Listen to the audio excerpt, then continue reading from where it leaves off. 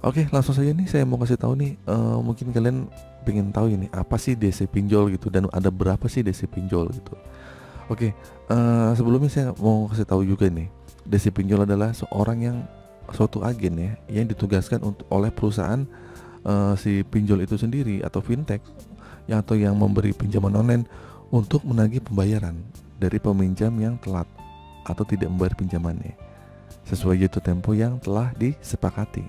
Nah, jadi begitu tuh arti dari DC pinjol atau disebut dengan debt collector. Nah, yang pertama, kalian mau tahu nggak? Itu ada DC internal. Nah, DC internal adalah DC yang bekerja langsung oleh perusahaan fintech atau pemberi pinjaman online. Biasanya DC ini terlatih untuk memiliki standar etika yang baik dalam melakukan penagihan. Nah, itu disebut DC internal. Yang kedua adalah DC eksternal. Nah, DC eksternal adalah DC yang bekerja secara independen atau ditugaskan oleh agen pihak ketiga ya untuk menagih pembayaran dari peminjam. Nah, terkadang nih si DC eksternal ini menggunakan metode intimidasi atau ancaman dalam menagih pembayaran. Udah, jadi nggak heran ya kalau eksternal itu biasanya intimidasi sama ancaman. Terus pokoknya penagihannya bisa dikatakan spam atau barbar gitu. Nah, sehingga ini perlu diwaspadai oleh peminjam. Oke. Yang ketiga adalah DC legal. DC legal ini memiliki lisensi atau sertifikat untuk menangani penagihan utang secara hukum. Wes, hukum nih. Nah, mereka ini dapat membantu perusahaan fintech atau pemberi pinjaman online untuk menempuh jalur hukum jika peminjam tidak mampu membayar pinjamannya. Nah, biasanya nih yang legal ini biasanya dipakai oleh kartu-kartu kredit nih atau bank-bank itu perbankan. Dia punya legalitas lah, punya legal yang bicara hukum gitu. Tapi kalau pinjol kayaknya belum ada lah ya gitu kan. Nah, yang keempat nih, yang terakhir adalah DC virtual.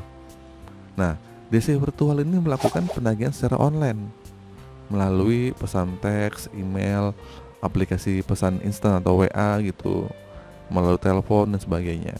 Nah, metode ini dianggap lebih efektif biasanya sama pihak-pihak fintech karena lebih aman, karena menghindari interaksi langsung dari DC sama pemberi pinjamannya gitu.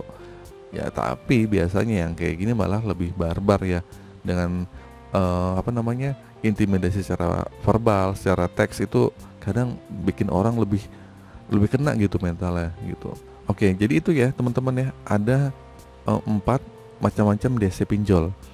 Yang pertama adalah DC internal, yang kedua adalah DC eksternal, yang ketiga adalah DC legal, yang keempat adalah DC virtual. Nah, tapi juga ada 2 tugas fungsi DC nih. Yang pertama biasa disebut dengan FC, Field Collection. Field Collection disebut dengan DC lapangan. Nah, namanya DC lapangan karena dia bertugas ke lapangan. Terus yang kedua adalah DC Desk Call.